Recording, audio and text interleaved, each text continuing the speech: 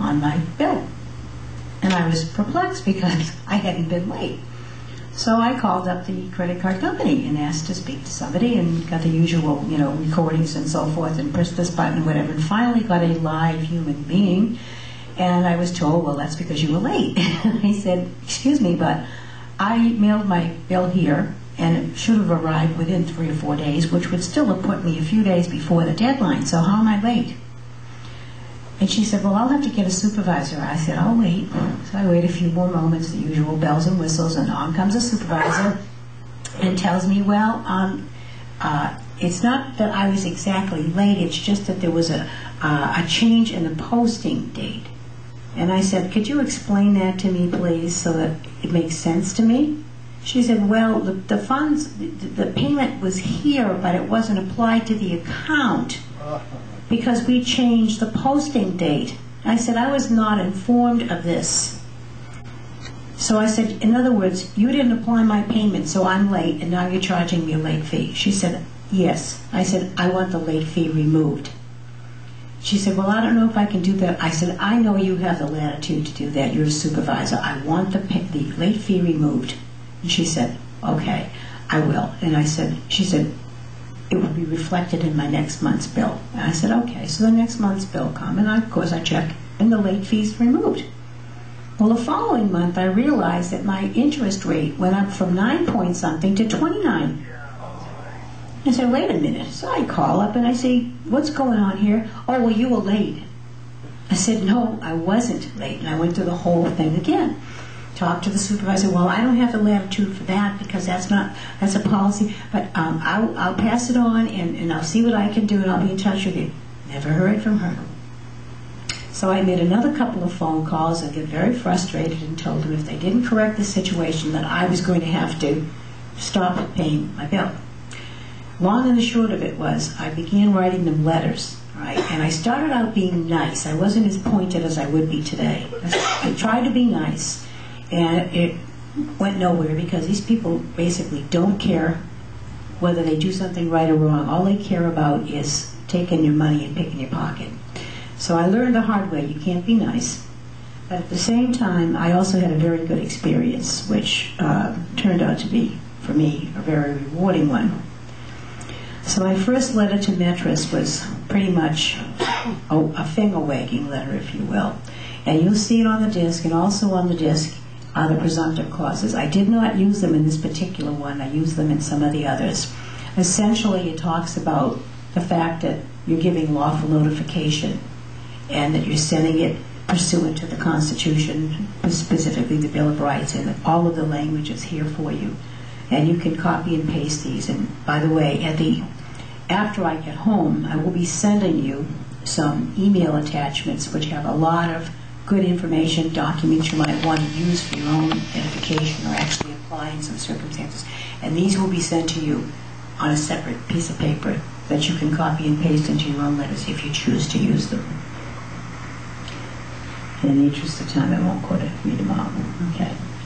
Now this is the first letter that I sent, and I won't go through all of them, but this one just puts them in their place.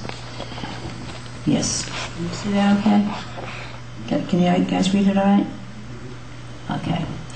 And you notice I started at gentle people because when you're writing to somebody and you don't know the individual's name, you don't want to say to whom it may concern. It's always gentle people, all right? And I tried to get the name of the president, but surprisingly nobody would give it to me, so I just did it this way, knowing that some poor flunky would have to read this and decide who to pass it on to. This is to inform you that I have recently learned of how you create a debt by quite literally creating money out of thin air. You then assess interest at usurious rates upon your cardholders who suffer the unfair burden of plus or minus 24 to 29% interest on money which never actually existed before you funded the debt. Accordingly, I will not pay any more of your usurious interest charges on any of the balance you say that I owe. Furthermore, if you hope to recoup the actual amount of credit extended for goods and services purchased via your credit card, you will reduce the interest rate which you are charging me to no more than 5% on any part of the actual purchases or cash advances I incurred, readjust the actual dollar amounts I've already paid to reflect the no more than 5% interest rate, and credit anything above 5% to reduce the balance owed.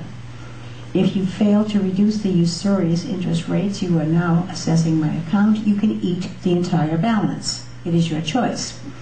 Either work with me in the spirit of fairness and common sense, or get nothing.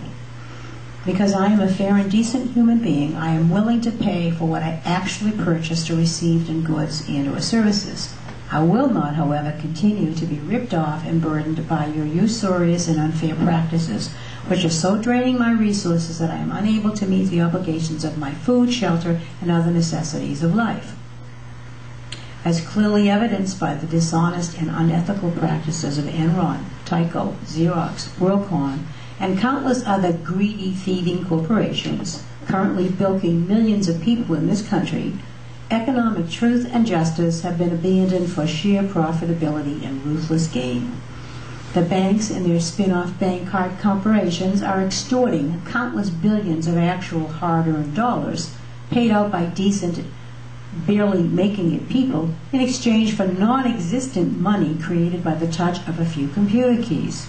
However, these good people, struggling to survive on woefully inadequate pay from heartless corporations whose CEOs make unjustified huge salaries and bonuses as rewards for deception and outright loan sharking, are, like me, waking up to the reality of this fraudulent shell game, which has been foisted upon the people. No longer ignorant of the truth of these usurious practices, which have left many desperate and broke, I and many others are standing up for our rights to fair and just treatment in any and all business contracts. For a contract to be valid, there must be full disclosure. There was no full disclosure to me by Direct Merchants Bank of the actual methods and means by which money is created out of thin air by Direct Merchants Bank. These practices amount to outright fraud perpetrated by the bank upon its millions of customers, including me. You, now reading this letter, are probably unaware of and subject to the very circumstances of which I write. This country's laws forbid unequal treatment under the law. To this case, I have a duty as an American citizen to expose fraud and unlawful practices whenever I encounter them. Accordingly, I will inform those I know personally, as well as the many others with whom I am in contact through my extensive organizational correspondences, of the fraudulent practices being conducted by Direct Merchants Bank. If there is anything in this letter with which you, on behalf of Direct Merchants Bank, disagree, then rebut or refute with particularity that with which you disagree in writing to me within 20 days of the date of this letter. If you do not respond to me as stipulated, then by your silence you fully agree and acquiesce that everything stated in this letter is true, correct, and fully binding upon Direct Merchants Bank and any court of competent jurisdiction. Sincerely. Well, as you can guess, Direct Merchants Bank did not respond in kind to my letter. I got the usual non-response, which essentially said nothing. So I wrote back to them, and I told them that their letter dated October 17, 2002 fails to address the issues I raised in my letter to you. Accordingly, I feel compelled to readdress the concerns which prompted that letter, as well as others augmented by additional disturbing information. Because I had stumbled upon, through some friends, a tape that a fellow by the name of Barry Connicott had done. And he had done a lot of research and had basically come up with the same positions that I had. And I liked some of the things that he did. And he extrapolated some positions using UCC, which I don't particularly use because I really don't like commercial stuff per se. But it supported my position, so I thought it was useful for me at this point. As I previously stated, it has come to my attention that Direct Merchants Bank and other banks within the Federal Reserve System have been perpetrating a fraud on the American public. This knowledge has evoked some questions which I need answered before I continue to make payments on or use my Direct Merchants Bank card, regardless of the interest rate charged. My questions are as follows. From what account did you withdraw money in order to pay the vendors when I made charges to my account? 2. Was the money created by my signing the voucher when I made the purchase? 3. Is it Direct Merchants Bank's policy to create checkbook money in amounts equal to the charges made by credit card customers? 4. Does Direct Merchants Bank have on file a contract signed by me with a bona fide signature? 5. Will Direct Merchants Bank provide a copy of the journal entry that is made when I make or have a charge? Please respond in writing with particularity within 10 days of the date of this letter with answers to these questions. If you fail to do so, I will assume that what I have heard is true and will therefore rescind my contract with Direct Merchants Bank, as I do not wish to be party to fraud. Thank you in advance for your cooperation. Sincerely, blah, blah, blah. Well, needless to say, they still didn't address my issues. But I did get a letter from somebody that was actually signed by a person who identified herself as Kristen Mathis. So I wrote back to her. And in the meantime, as this was going on, the same week I received a letter from the attorney, Catherine Sanchez, who eventually filed suit against me on behalf of the bank. And this is what I said to Kristen. Dear Ms. Mathis, I sent a letter to the Tulsa office on October 21st, 2007, not the 29th as stated in your letter to me of November 7th, a copy of which is attached, asking for information regarding how Direct Merchants Bank operates and how charges and the like are handled within its system. My questions remain unanswered, but I have done considerable research regarding these matters. Direct Merchants Bank has failed or refused to answer my questions within the stipulated time. So, by its silence, Direct Merchants Bank admits by acquiescence that it is doing as other banks are, namely loaning or creating credit on its books. If you can prove to me that your bank actually gave me or the vendors involved something other than an electronic entry using my charge as a deposit on your books in order to create an electronic deposit to the vendor's accounts, checkbook money, then I will be willing to pay the balance due. In addition to my original questions, I would also like you to provide the following information. 1. A copy of the bank charter, and 2, the names of all the members of the Board of Directors. I'm in possession of a booklet published by the Federal Reserve Bank of Chicago called Modern Money Mechanics, which describes who creates money. The court decision in First National Bank of Montgomery v. Jerome Daly prohibits banks from creating money and credit upon their own books by means of bookkeeping entries. It is my belief that this is what you are doing and that this is fraud. I will not be a party to this fraud. Please respond within 10 days from receipt of this letter with all of the information I have requested. If you fail to answer, rebut, or refute with particularity the questions and statements in this letter, I will consider my account with you closed and this matter settled. Please take care to sign any further correspondence under penalty of perjury and send it only to the address exactly as it appears above. Thank you in advance for your cooperation. Sincerely. Well, needless to say, they didn't do anything. So I prepared an affidavit of revocation of signature for cause. Very simple. It just says, comes now, I wasn't fully informed. I was coerced into signing, and my revocation constitutes rescission of the signature, thus the contract no longer exists.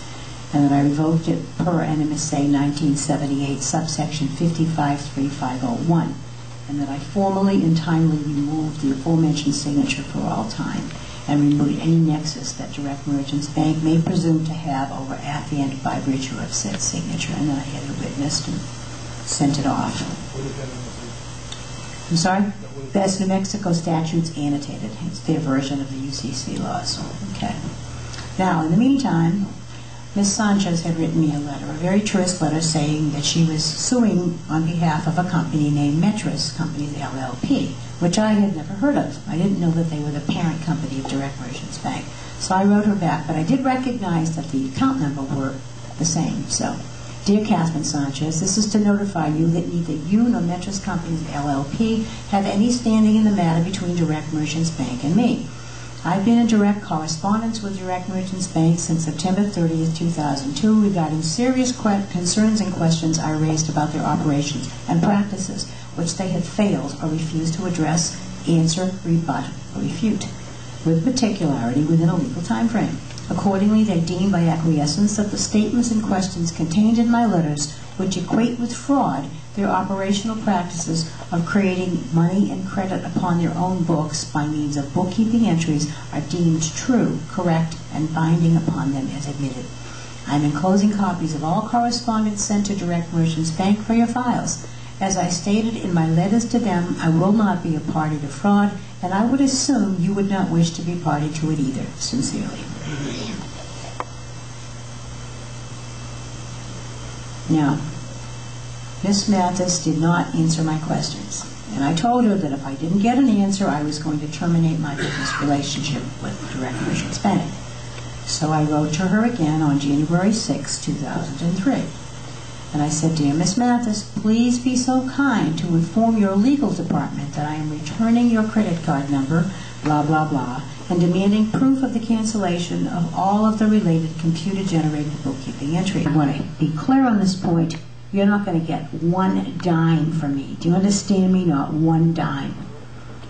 So I sat down, and the judge said, "Well, Ms. Sanchez, I think Ms. Edwards has made it very clear that she's not interested in settling, so we're going to have to go to trial, whatever." So he sets the date, he will be informed, so forth. He has her write up in a order that's going to trial. Well, 2 days later, in the mail, I received this document. And notice what it says. 2 days after the hearing. Yes, the hearing was the 22nd of January, which I had stated. This came to me on the 24th.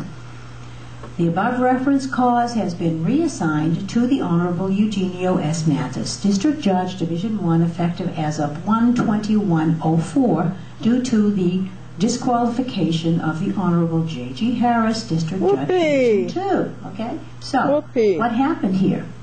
This fellow, Mr. Harris, had no discretion to override the action by the court administrator. So what he did, in essence, was conduct a fraudulent hearing. And if you'll notice, it says certificate of mailing. The undersigned hereby certifies that on the 20th day of January 2004, this notice was mailed and placed in counsel's bin and given to the judges. Now, counsel got this by electronic transmission the same day. I didn't get it until 2 days after the hearing took place.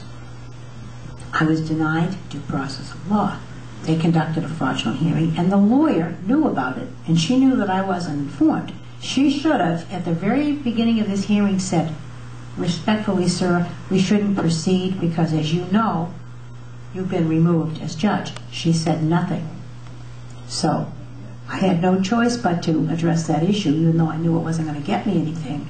I immediately filed motion, it was a complaint in quo warranto against the judge, challenging his authority to take the actions that he had. And I also filed a complaint against both the judge and the lawyer for fraud and putting fraud upon the court, because that's exactly what they did by denying me access and just carrying on a hearing that they had no authority to do.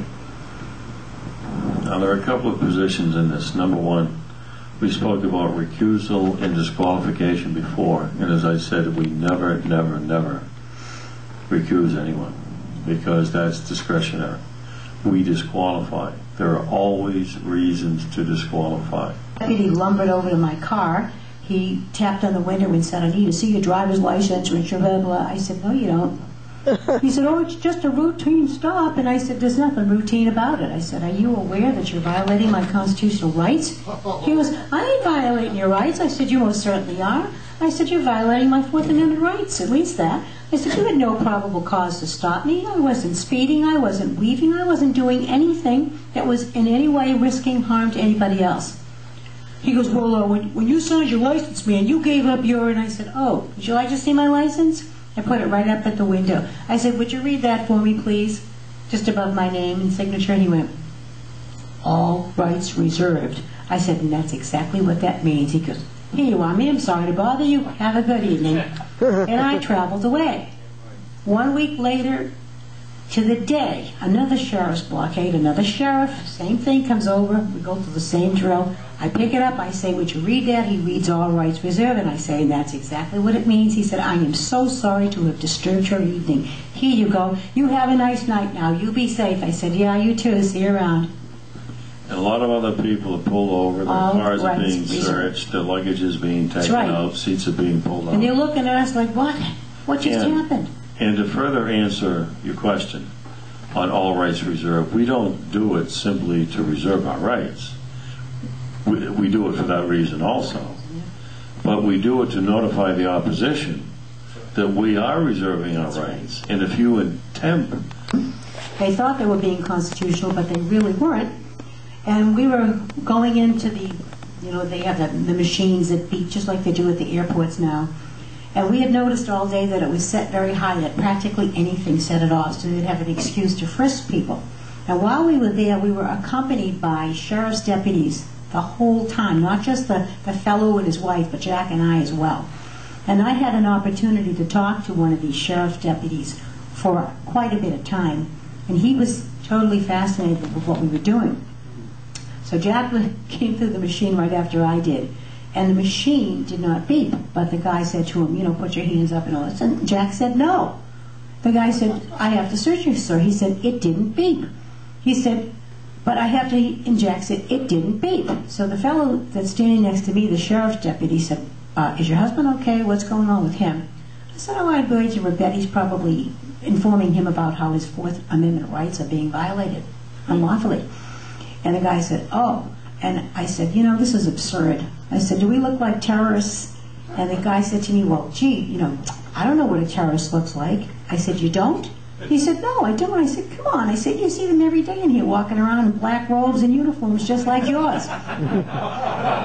And he looked at me and he went, you got me. That was a good one. You got me. And I said, think about it. And he said, you really are a pistol. I said, I keep hearing that word, and I'm not trying to be a pistol. I'm only trying to point out to you that you're supposed to protect and serve. You took an oath to the Constitution, didn't you? And he said, yes, I did. I said, and you're watching that Constitution be violated every day under the guise of protecting us from terrorism. I said, the terrorism is on your part and their part against the citizens. I said, and that's blatantly wrong. Amen. And it's absolutely true. Yes. Just a little issue on that. In New York, where we are, they make us sign a little form that says they have your cell phone or whatever, right? But it says, please put your name. You put your name, it says, Chris Shue has voluntarily surrendered his, put in the information, and then sign the bond. Oh, no. That's how, but nobody reads the piece of paper that they put their... I understand exactly what you're saying. That's what they do. And that's where you have to be very careful. You don't voluntarily surrender anything to anybody, and you never sign a blank piece of paper, ever. Ever. The bottom line is people don't challenge and don't question. To follow up in that situation, this is in Albuquerque, it became a shouting match between me and originally one guy, then it was 3 guys, and then it was like 8 guys. And they're all pretty big. I'm the smallest of the 8, and I'm not exactly small. And I was challenging them, and I called them selected names and included members of their family and the epithets, and they didn't know what to do with that, and they started backing up a little bit, and as they backed up, I pressed on, and the thing just kind of petered out, worked its way out, because they knew I wasn't going to take their nonsense, okay? Mm-hmm. But once you get involved in a proceeding, in a lawful proceeding, okay, in which an active case is taking place, it's not a good idea to write a letter to anyone. And if you do write a letter, we want to write a letter to our opponent and or to the judge. What we would do is say, okay, these are the points we want to establish in the presumptive letter. So we'll take those same points and put them in a motion, okay, which requires a ruling by the court, all right? And when the court makes a ruling, then the ruling is incumbent upon the entire proceeding. Now, obviously, we're looking for a ruling that goes in our favor. Well, if any judge were to rule against us on these constitutional rights motions, and one judge did in MArgy's case, and he was removed. I think I mentioned this last time we saw most of you guys.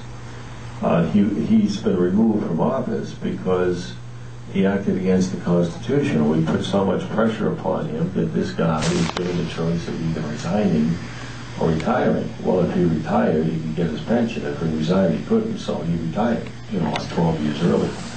And he was a very powerful judge. But when they oppose the Constitution by their own actions on the public record, that's pretty dangerous. That's very dangerous for these guys. Yeah, it's stupid and it's dangerous.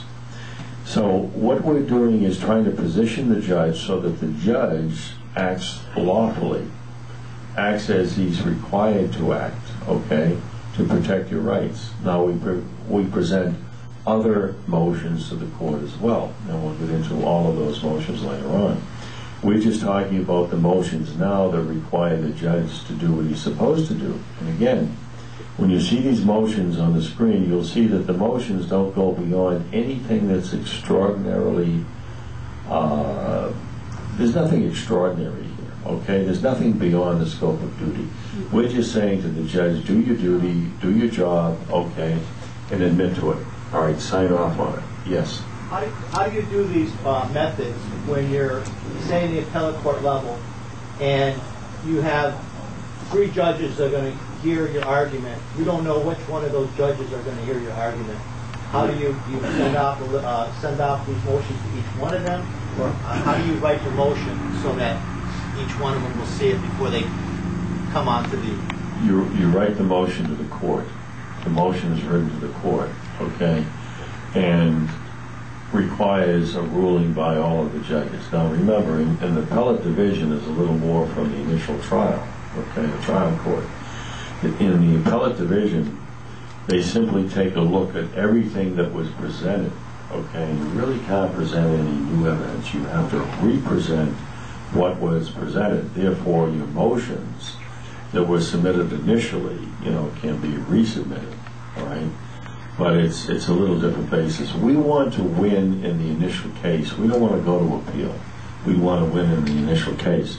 And if we have to go to appeal, Margie and I never ask questions, and you'll see what I mean as we get into this. We make statements, and the statements require rebuttal by our opposition. If we ask a question, we're never going to get the proper answer to the question anyway, okay? But the one time, and the question really doesn't benefit you, it benefits your opponent, all right? And we never ask a question during the trial. Very rarely we make accusations that have to be rebutted. But if we do ask a question, we never ask it unless we know the answer. So questions are very dangerous, okay? But the one time we ask questions is in an appellate proceeding, and if our initial case goes on appeal because of constitutional rights violations by that initial trial court, the question we ask the appellate court is not really acceptable as far as I'm concerned, but in a just system that would be acceptable. This is not a just system.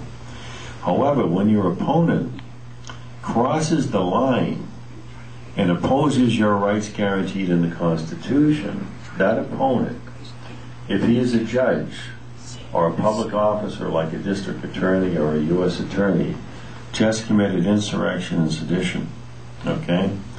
And if he urges the court to deny your rights guaranteed in the Constitution, he just committed treason. Why? Well, the court is usually arrayed with an armed force, bailiffs, police, state police, sheriffs, whatever, okay? That's armed rebellion against the Constitution and against the people, okay? And we call it that. So, yes? So I was going to say he can't claim judicial immunity? There is no judicial immunity. Oh. Okay, remember.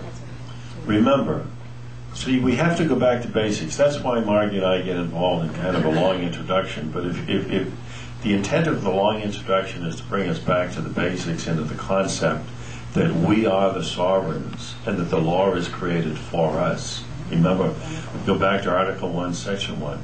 All legislative power is vested in Congress, okay?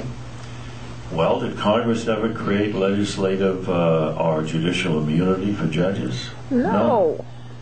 Never did so. Did the Constitution ever authorize judicial immunity for judges or any other public officer? Absolutely not. Okay? And if the legislature did authorize judicial immunity for judges, the legislature really doesn't have that power because it's a different branch of government. We have separation of powers here, okay? It gets back to your question earlier. All the positions have to follow under what was created initially. I just want to address that point a bit because this comes up a lot, all right? And people say, well, he's just doing his job. If you understand the premise that would even lead to the idea of immunity, let's take an example of a judge, for example, who is adjudicating a case against two citizens, Citizen A and Citizen B. Well, the judge hears the material, he reads the pleadings, he makes a decision based upon the evidence. It's factual. He upholds the rights of both the plaintiff and the defendant, and he makes a decision for, say, the plaintiff. Now, the defendant